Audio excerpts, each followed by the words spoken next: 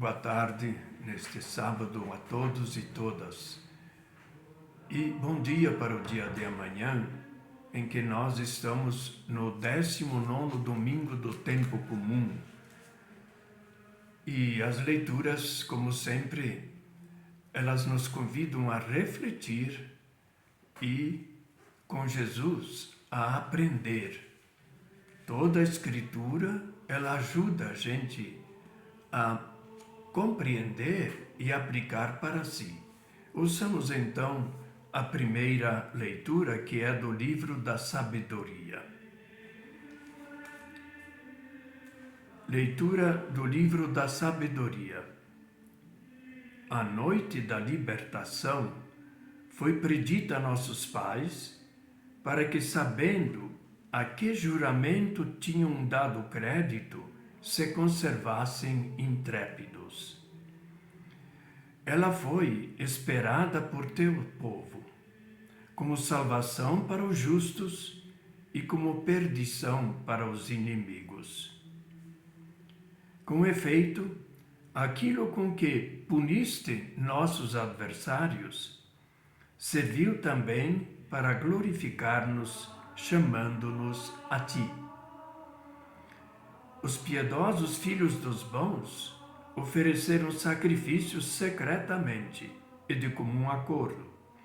Fizeram este pacto divino, que os santos participariam solidariamente dos mesmos bens e dos mesmos perigos. Isso enquanto entoavam antecipadamente os cânticos de seus pais. Palavra da salvação. Glória a vós, Senhor.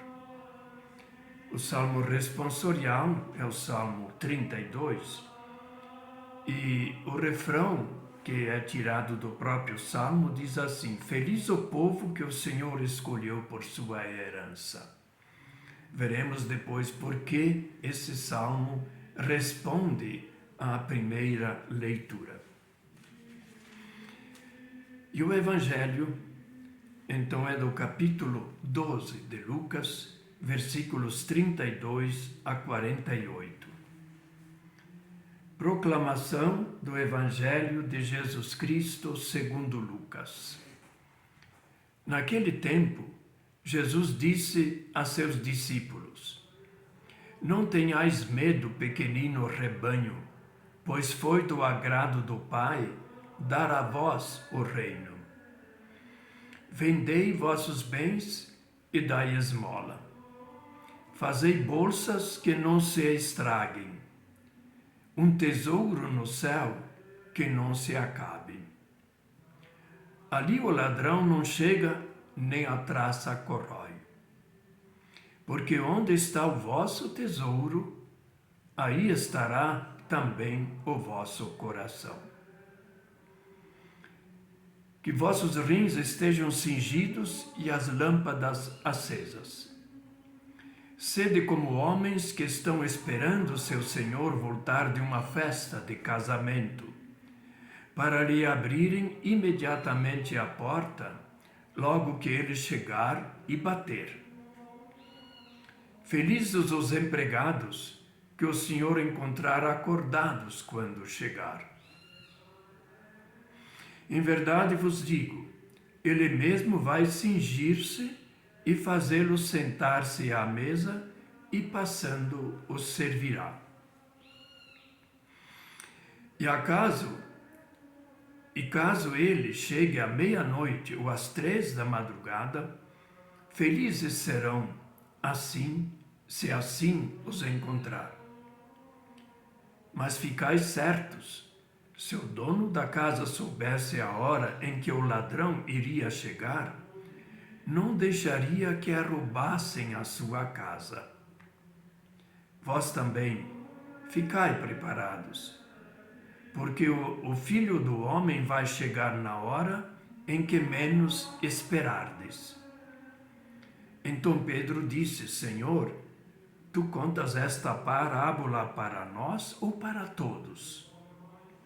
E o Senhor respondeu: Quem é o administrador fiel e prudente, que o Senhor vai colocar à frente de pessoas de sua casa para dar comida a todos na hora certa? Feliz o empregado que o patrão, ao chegar, encontrar agindo assim. Em verdade eu vos digo, o Senhor lhe confiará a administração de todos os seus bens. Porém, se aquele empregado pensar, meu patrão está demorando, e começar a espancar os criados e as criadas, e a comer, a beber e embriagar-se, o senhor daquele empregado chegará num dia inesperado e numa hora imprevista. Ele o partirá ao meio e o fará participar do destino dos infiéis.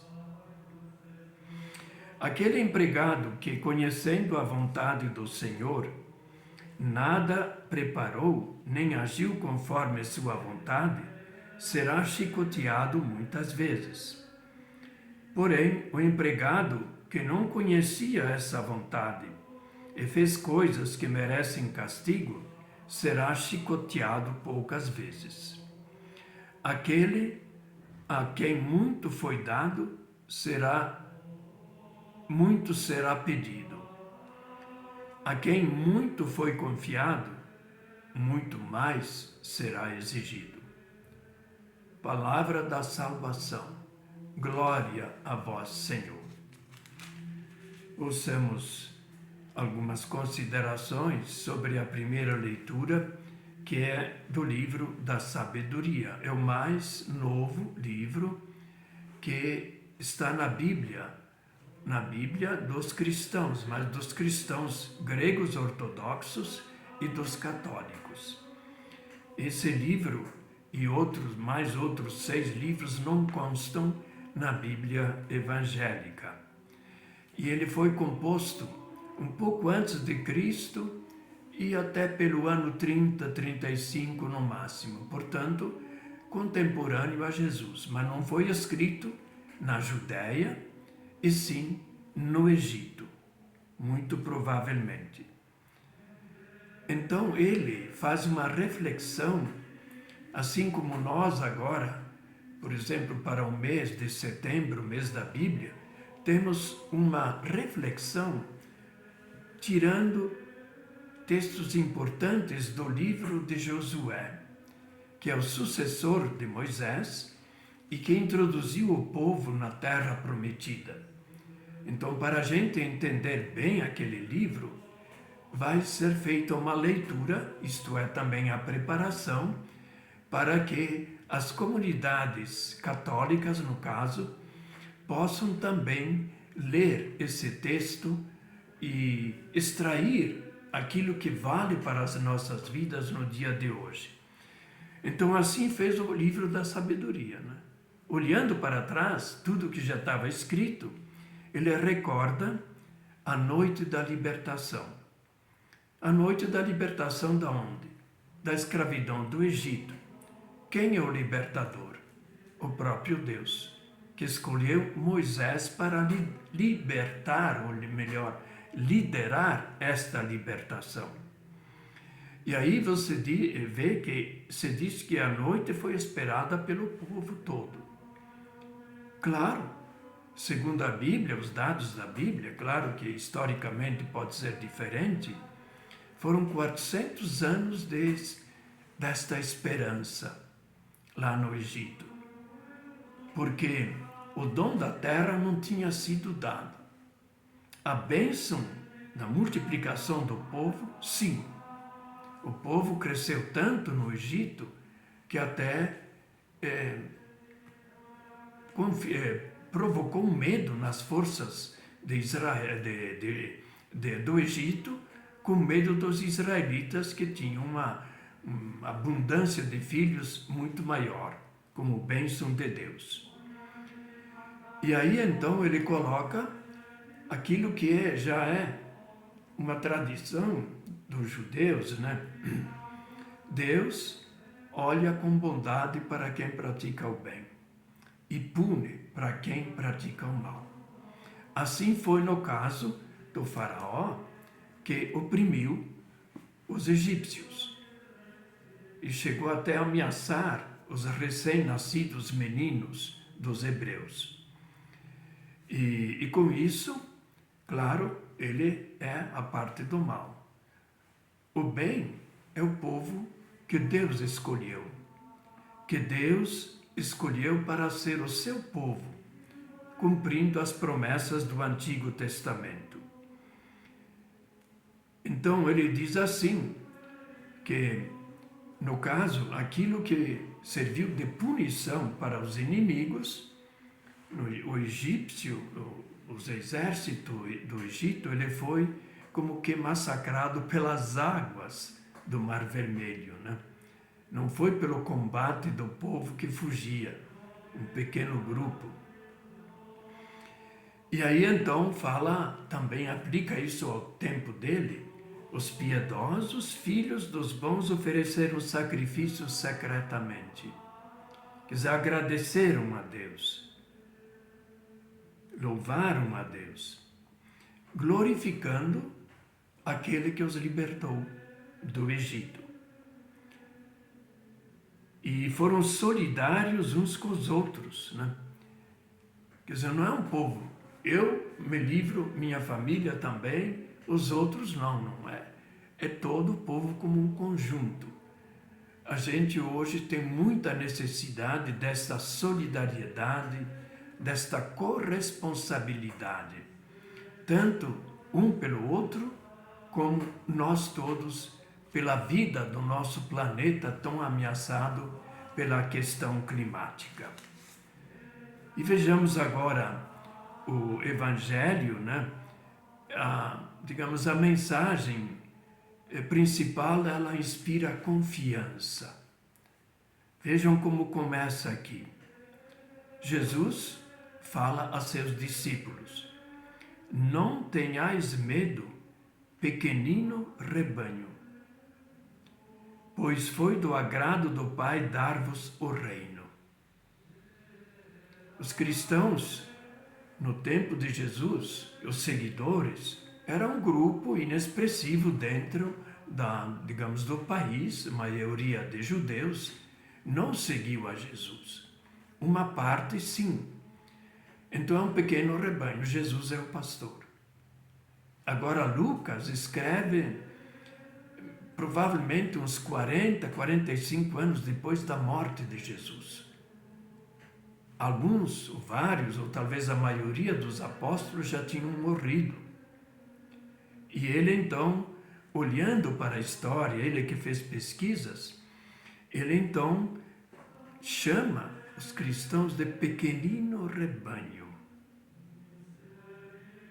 E esse pequenino rebanho é o rebanho que recebeu da pregação de Jesus, sua morte e ressurreição, o reino de Deus, que ele veio anunciar. Não apenas como uma meta final depois da nossa morte, mas um reino de Deus, um modo de viver do cristão aqui neste mundo.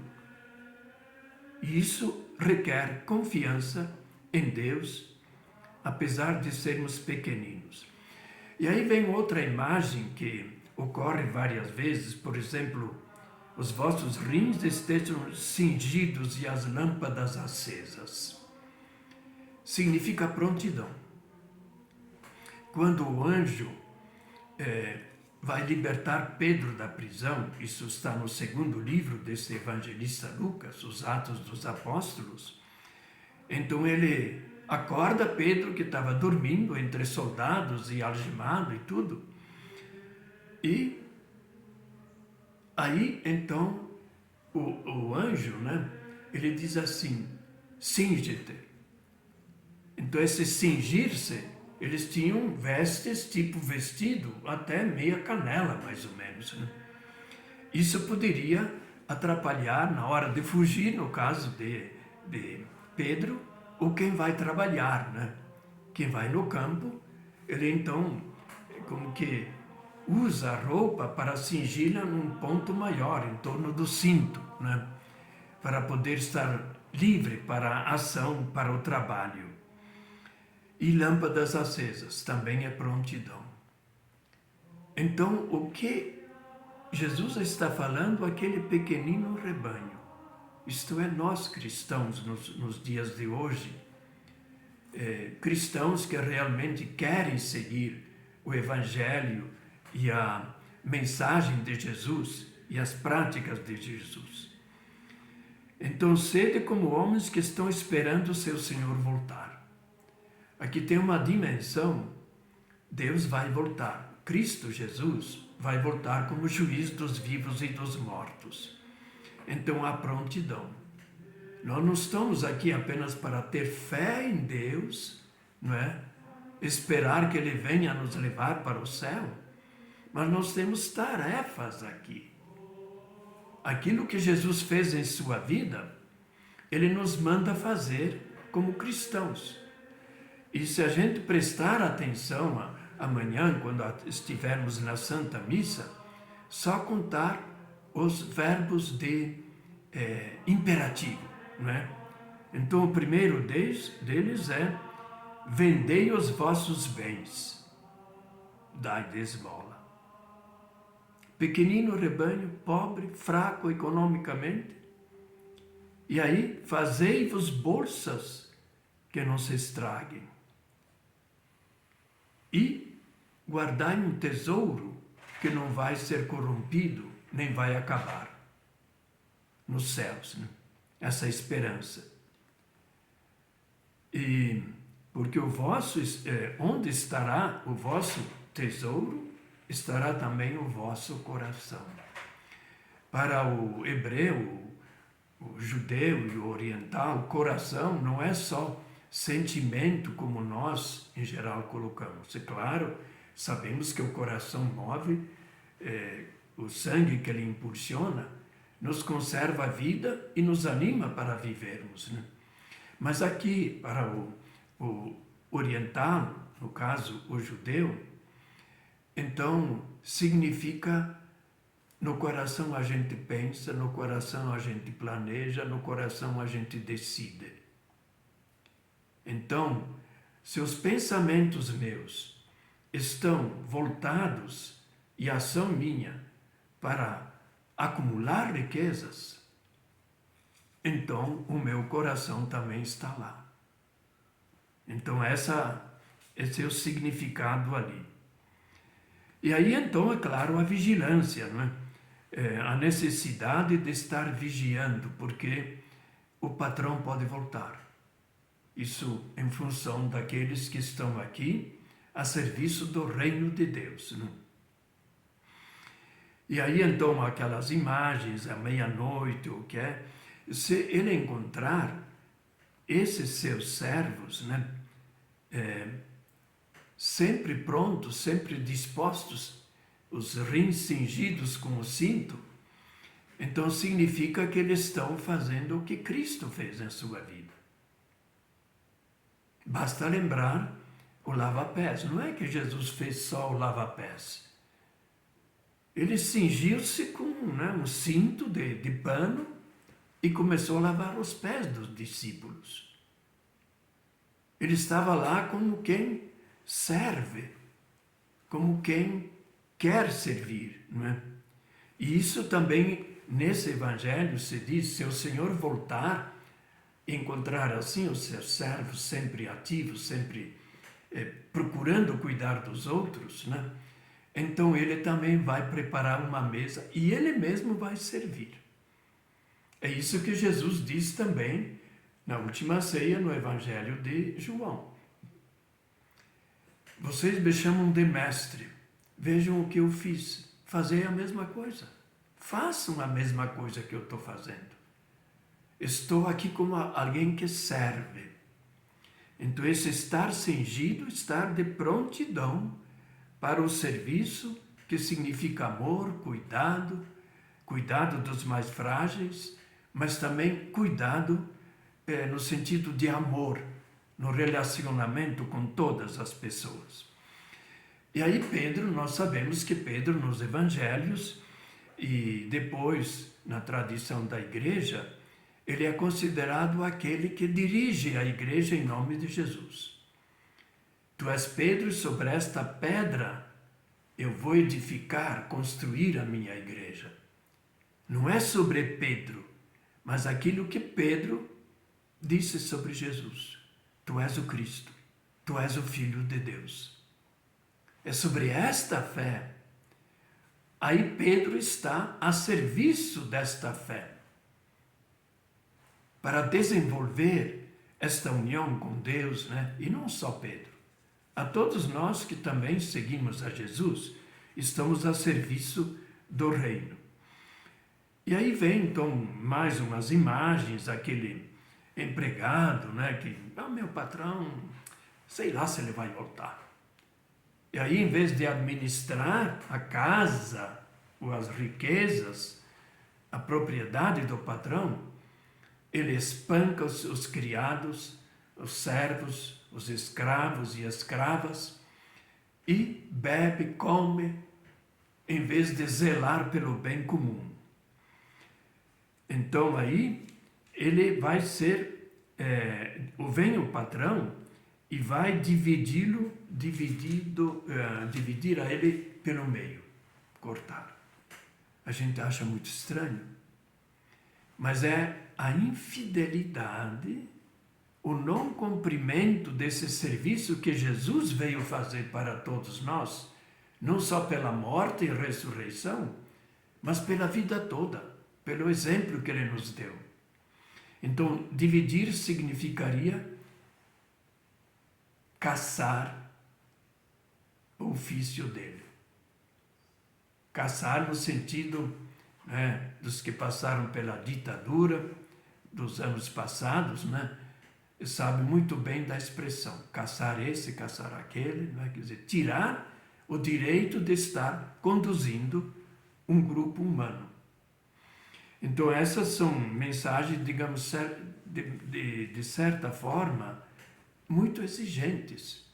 Pertencer ao pequenino rebanho reforça esse pequenino rebanho que somos nós, os cristãos, quando nós nos unimos para implantar esse reino de Deus, que na sua plenitude, esse negócio aí, né, de Jesus vai servir a gente, vamos esperar quando a gente morrer lá no céu, né? Mas aqui somos nós que temos que agir, com toda a confiança do pequenino rebanho. Por quê? Porque o Espírito Santo que Jesus nos deixou é o próprio Deus que está sempre conosco. O Senhor esteja convosco e Ele está no meio de nós.